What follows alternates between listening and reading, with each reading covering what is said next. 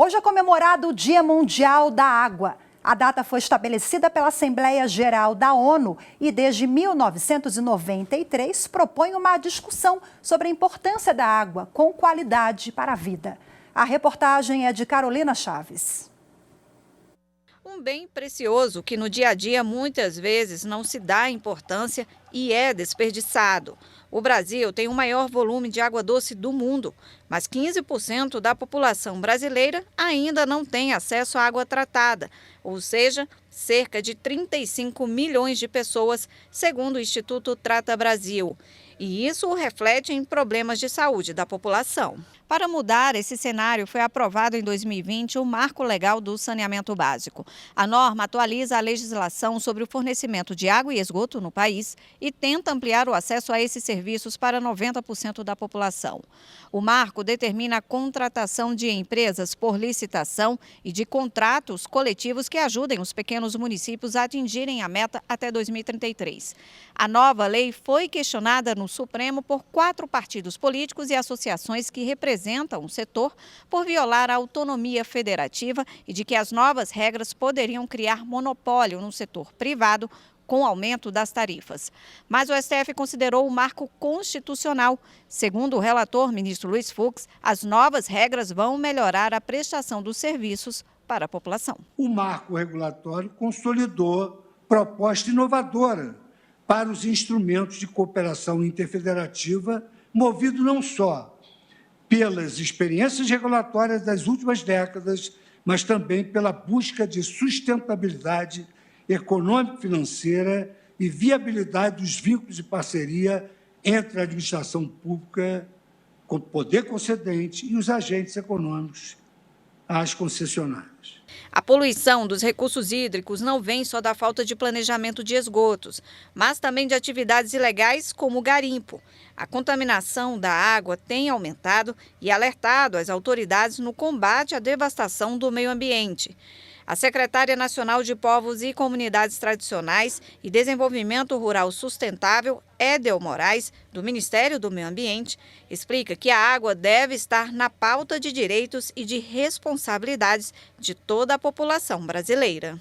Uma das primeiras ações que ele atua é, inclusive, na atuação do comando e controle, né?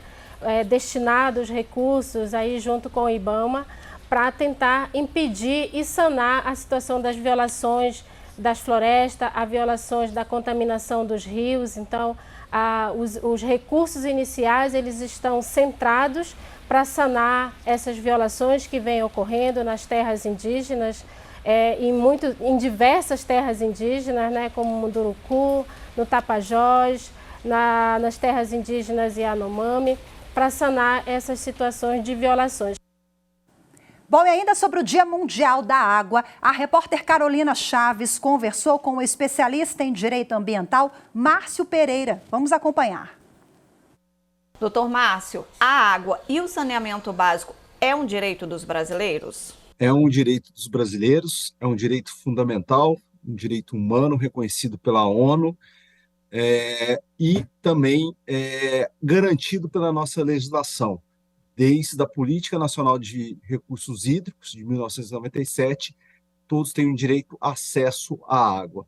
Lógico, para acessar a água para usos econômicos, você tem que ter algumas garantias de controle por parte do poder público e garantias para aqueles usuários de recursos hídricos para fins econômicos. As leis brasileiras têm um marco do saneamento, né, que é o mais recente, por exemplo.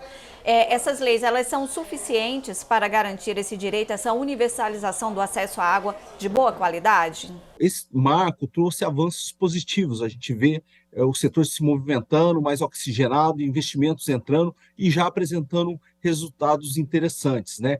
Pode ver que a própria concessão recente feita no Rio, que alterou a distribuição da água, a captação, vamos dizer assim, a captação da água para fins da distribuição ainda continua na mão do Estado, pela SEDAI, mas a distribuição está na mão de um concessionário privado. Isso já nesses primeiros meses ou anos aí da concessão já expandiu a distribuição para mais de alguns milhões de usuários que eram mal atendidos e passaram a ter o abastecimento de água de forma mais regular. Doutor Márcio, quais as consequências da falta desse direito fundamental na sociedade? As consequências são extremamente graves, Carol, sobretudo em termos de saúde pública, né? A questão hídrica, ela está ligada não só à questão do saneamento, mas também a uma questão de política de saúde pública, né?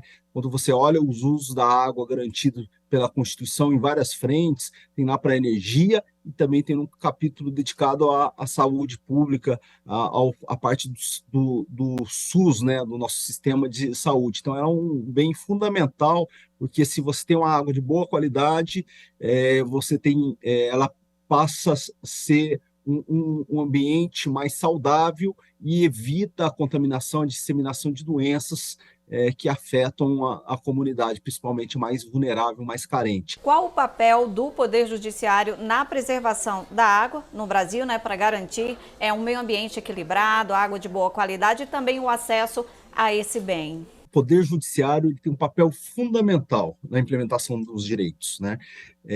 A gente está falando de uma política pública, que é a Política Nacional de Recursos Hídricos, que garante o acesso da água, que tem um eixo estrutural relativo a como se faz a alocação de água na sociedade para diversos usos econômicos, agricultura, indústria, mineração, e o Poder Judiciário, dentro de uma política pública, ele, no papel de implementador dessa política, ele acaba influenciando no próprio desenho dessa política pública, como que ela é aceita na sociedade, como ela produz seus efeitos. Doutor Márcio, qual a relação das mudanças climáticas com os recursos hídricos e como esse assunto pode chegar no judiciário? Hoje existe um incremento no que a gente chama de litigância climática no mundo inteiro, né?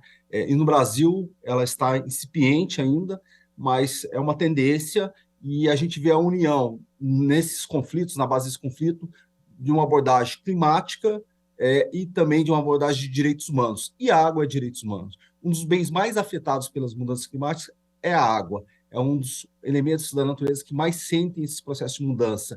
E isso acaba repercutindo em populações vulneráveis. Então, existe já conflitos no mundo pela escassez ou pela eventos extremos que a mudança climática causa e reduz o acesso da água a populações mais carentes. E isso tem já sido objeto de litigância pelo mundo e provavelmente pode ser no Brasil também. É isso, doutor Márcio. Mais uma vez, muito obrigada pela participação aqui na TV Justiça para falar sobre esse assunto. Obrigado pela oportunidade, Carol.